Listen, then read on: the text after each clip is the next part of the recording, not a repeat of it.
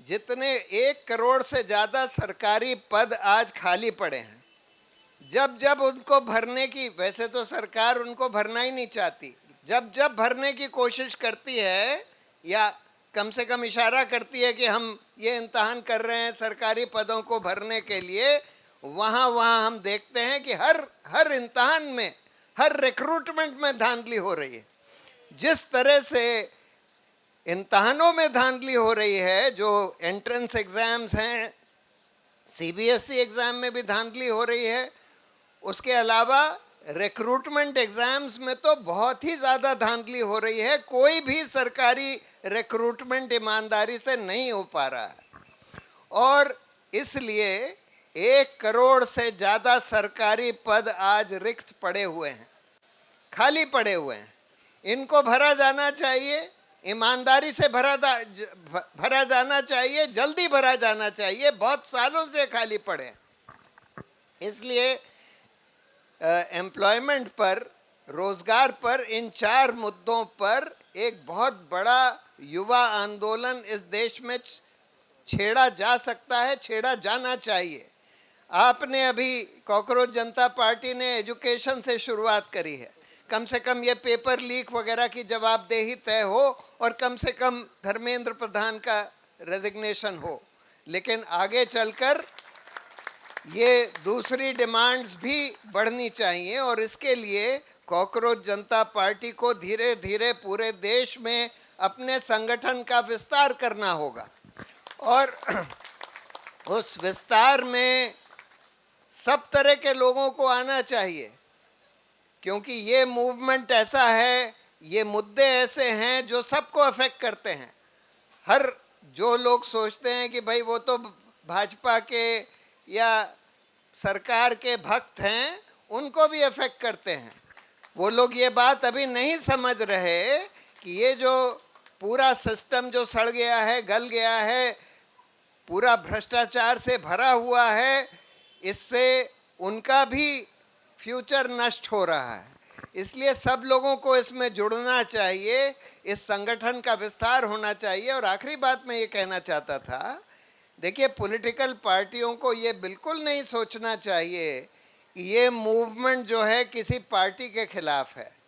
अगर कांग्रेस पार्टी ये सोचती है कि भाई ये कॉकरोच जनता पार्टी का मूवमेंट कांग्रेस के मूवमेंट को किसी भी तरह से हार्म नहीं कर रहा, कांग्रेस अगर अपना मूवमेंट चला रही है या कोई दूसरी पार्टी मूवमेंट चला रही है, इन्हीं मुद्दों पर ज़रूर चलाए, अच्छी बात है चलाए, लेकिन उनको ये नहीं सोचना चाहिए कि कॉकरोच जनता पार्टी का ये जो मूवमेंट है ये उनके खिलाफ है या उनके हितों के खिलाफ है या उनके संगठन के खिलाफ है। ये किसी के खिलाफ नहीं है, ये तो सिर्फ देश हित में ये मूवमेंट चलाया जा रहा है। और मुझे बहुत खुशी है कि सोनम वांगचुक जैसे बहुत ही एक्सपीरियंस्ड, बहुत ही बुद्धिमान लोग इस मूवमेंट को अपना कंधा दे रहे हैं, इस मूवमेंट को अपनी राय दे रहे हैं, इस मूवमेंट को अपनी एक्सपीरियंस और मैच्योरिटी का फ़ायदा दे रहे हैं। ये बहुत बड़ी बात है। और आज तो सोनम जी यहाँ पर फास्ट पर अपने पूरे बॉडी को, अपने पूरे जीवन को दांव पर लगाकर यहाँ फास्ट पर बैठे हैं।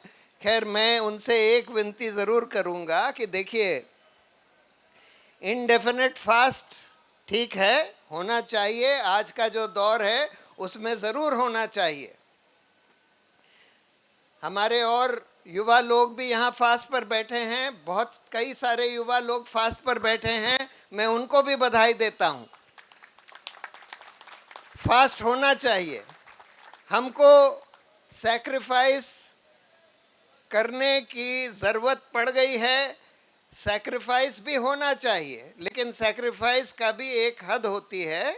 उस ऐसा जोखिम नहीं उठाना चाहिए जहाँ पर हमें अपनी ज़िंदगी पर खेलना पड़े। तो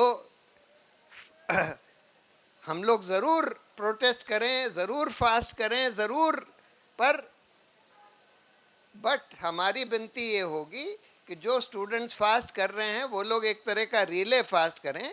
सोनम जी थोड़ा इंडेफिनेट फास्ट कर सकते हैं, लेकिन मुझे ये लगता है कि ऐसी सिचुएशन नहीं आनी चाहिए जहां उनकी ज़िंदगी जोखिम में आ जाए। तो एनीवे देखिए, मैं तो वो मेधा पाटकर जो कहती थी उस बात से इत्तेफाक रखता हूँ।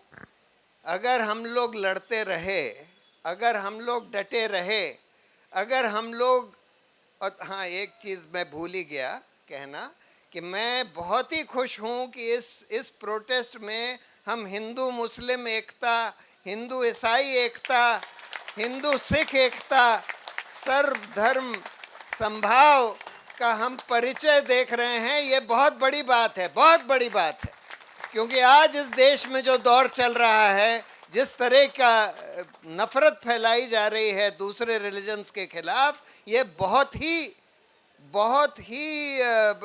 देश को बर्बाद करने वाली चीज़ है। ये देश को बिल्कुल खा जाएगी, बर्बाद कर देगी। तो इसलिए ये बहुत ही अच्छा है। और मैं कह रहा था कि ये जो स्टूडेंट्स बैठे हैं, मैं उनको बधाई देना चाहता हूँ, लेकिन मैं उनसे ये विनती करना चाहता हूँ कि वो इस पर इनडेफिनेट के बजाय रिले फास्ट करें। और आखिरी बात, मेधा पाटकर ये बात कहती हैं कि अगर हम डटे रहे, अगर हम अपने मुद्दों पर खड़े रहे, तो एक दिन ज़रूर आएगा जब कमाने वाला खाएगा, लूटने वाला जाएगा और नया ज़माना आएगा। इंकलाब जिंदाबाद, इंकलाब।